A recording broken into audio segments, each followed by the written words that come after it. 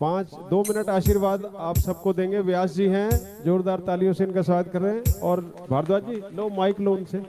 अभी हमारे बीच में बहुत ही बढ़िया कथावाचक भारद्वाज जी आए हुए हैं। मैं भारद्वाज जी से आग्रह करूंगा कि हमारे बीच अपना 2 शब्द रखें।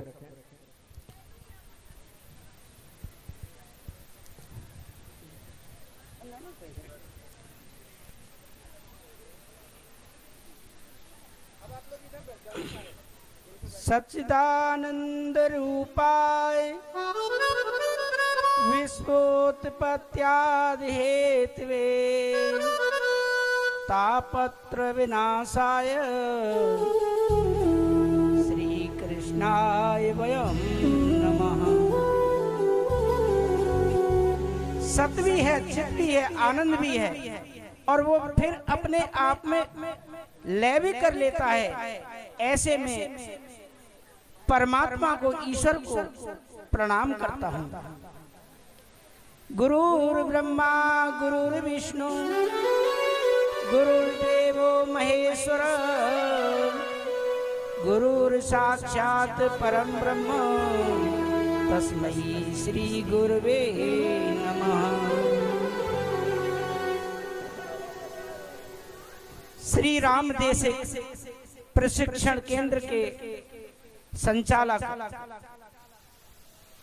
परम पूज्य परम वंदनीय आचार्य शिवम मिश्रा जी, पूज्य गुरुदेव को मैं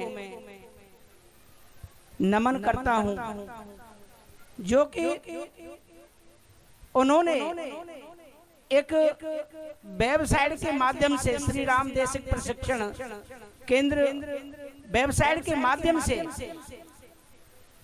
बहुत ही विद्वान, शीलवान, गुणवान, मंचासीन आपके मध्य में सुखदेव रूपी कथाव्यास मेरे परम आदरणीय बड़े भाई जैसे श्री सुरेश चंद्र जी को मैं भी नमन करता हूं कि वे व्यास गद्दी पर बैठे हैं। सुखदेव रूपी आप सभी को श्रीमद् भागवत कथा, जिसे कि अमर कथा भी कहा जाता है, आपको सब श्रवण करा रहे हैं। आप सब बड़े सौभाग्यशाली हैं जो इस कथा स्थल में पहुंचे, सत्संग में पहुंचे। इस तरह के आयोजन जो होते हैं वो केवल हमें भगवत प्राप्ति, भगवान की तरफ मोड़ने के लिए ही होते हैं। अब कोई तो धुंधकारी की तरह श्रवण करके इस लोक से तर जाता है, और कई जो होते हैं श्रोता और श्रोता बन करके यहीं रह जाते हैं। जैसा कि कथा व्यास जी ने सुनाया भी होगा कि गौकर्ण ने जब कथा सुनाई तो केवल ध्यान करके जो कथा सुनी वो धुंधकारी जी ने सुनी, और कुछ उसमें श्रोता और श्रोता थे, श्रोता और श्रोता, तो वो नहीं तर पाए। तो हम सबका लक्ष्य यही है कि हम किसी ना किसी तरह से हम भगवत प्राप्ति की तरफ जाएं। भगवत प्राप्ति के लिए कोई जरूरी ही नहीं कि आप घर छोड़ें। आप सबको मालूम है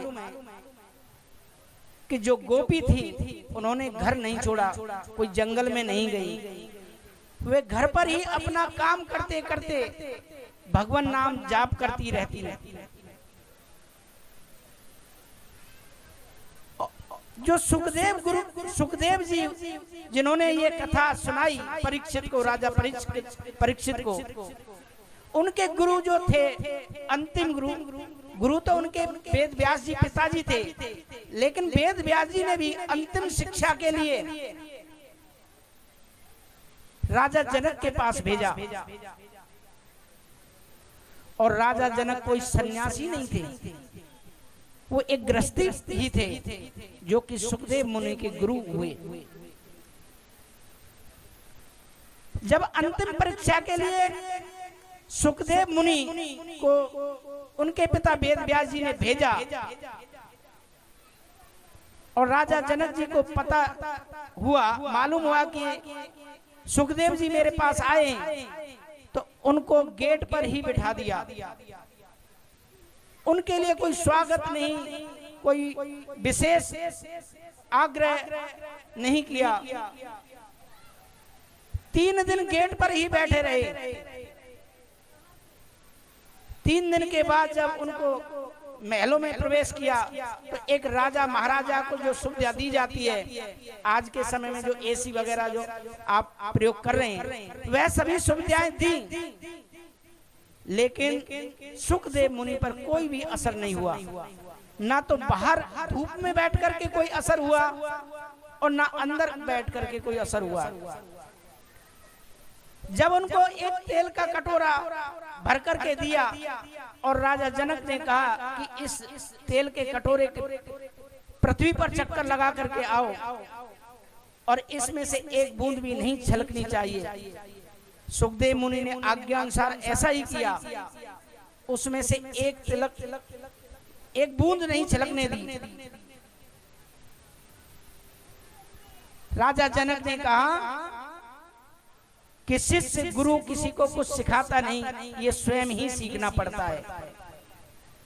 तो हमें केवल भगवत प्राप्ति की तरफ जो कथावाचक कथा व्यास होते हैं, वो केवल भगवान नाम की तरफ मोड़ देते हैं। भजन तो केवल आपने ही करना है। जब आप यहाँ से कथा सुन करके जाएं, तो जरूर संकल्प लें कि एक हम माला नाम जप जरूर करेंगे। आपका इष्ट कोई भी हो सकता है, चाहे राधा हो, कृष्ण हो, चाहे आप गायत्री मंत्र का जाप करते हो, लेकिन भगवान नाम संकीर्तन, भगवान का नाम जाप जरूर करें, तभी ही आपकी मोक्ष की प्राप्ति होगी और भगवान की तरफ आपका मन आकर्षित होगा। मैं कथा में अधिक बाधा न डालते हुए मैं सुखदेव रूपी मंचासी कथा व्यास आदरणीय मेरे बड़े भाई श्री सुरेश चंद्र जी से निवेदन करूंगा कि वह कथा प्रारंभ करें। आप सभी का हृदय से धन्यवाद जो आप कथा में आकर के भाग ले रहे हैं, क्योंकि समय बहुत कीमती है और अपना अमूल्य समय निकाल करके यहाँ पहुँच रहे हैं। कथा में वही पहुँच सकता है जिसके ऊपर भगवान की कृपा होती है।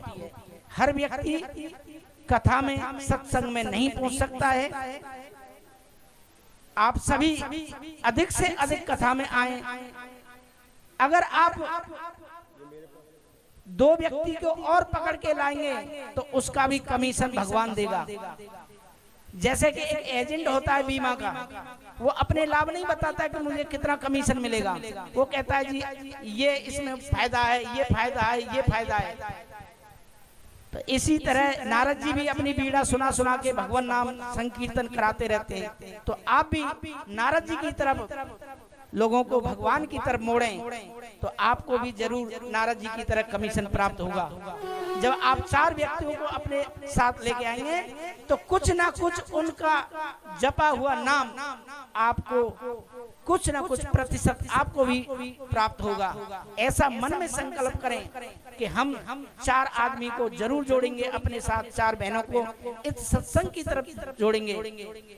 केवल अपने लिए ही कल्याण के लिए नहीं, हमें सनातन धर्म सिखाता है सर्वे भवन्तु सुखना सर्वे सन्तु निरामया सर्वे भद्राणि पश्यन्तु माँ कश्चित् दुख भावेत्। एक सनातन धर्म ही है जो सभी के कल्याण की भावना से काम करता है। अन्य किसी धर्म की ताकत नहीं जो कि वो सभी को एक साथ चलने की, सभी के कल्याण की बात सोच सके।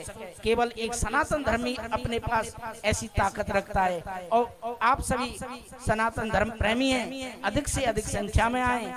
और मैं पुनः निवेदन करूंगा, जो आजकल सोशल मीडिया पर ये YouTube चल रहा है, इसको जरूर सब्सक्राइब करें और ज्यादा से ज्यादा अपने मित्रों को, अपने साथियों को, अपने रिश्तेदारों को पहुंचाएं, जो हमारे बड़े भाई आदरणीय श्री सुरेश चंद्र जी की कथा आगे तक पहुंचे और इनका नाम देश भर में क्या विदेशों में भी विख्यात हो। जो कि एक दिल्ली प्रशासन में DSP के पद पर कार्यरत होते हुए भी मैंने कभी सोचा ना था कि एक पुलिस वाला व्यक्ति भी इतना नम्रशील हो सकता है। धन्य है ऐसे व्यक्तित्व के लिए जो कि आपके सामने कथा कह रहे हैं और मुझे भी इनके साथ मित्र बनने का सौभाग्य प्राप्त हुआ। ऐसे परम मित्र को आदरणीय सुरेश चंद्र जी, हमारे एक अभी हितेश भारद्वाज जी आएंगे, इन सभी को जोड़ने वाले हमारे श्री राम देशिक प्रशिक्षण के संचालक परम पूज्य गुरुदेव आचार्य शिवम मिश्रा जी हैं, उनको भी मैं पुनः नमन करता हूं, वंदना करता हूं। राधे राधे, जय श्री राधे। बहुत बहुत धन्यवाद। व्यासपीठ से मैं भाई अमरचंद जी का हार्दिक धन्यवाद करता हूं। और मैं इनकी एक विशेषता और बताता हूं, 24 लाख गायत्री का जो मैं पुरुषण कह रहा था, इन्होंने पूरा किया है। बोले गायत्री मैया की जय। बड़े भक्त हैं, दयालु हैं।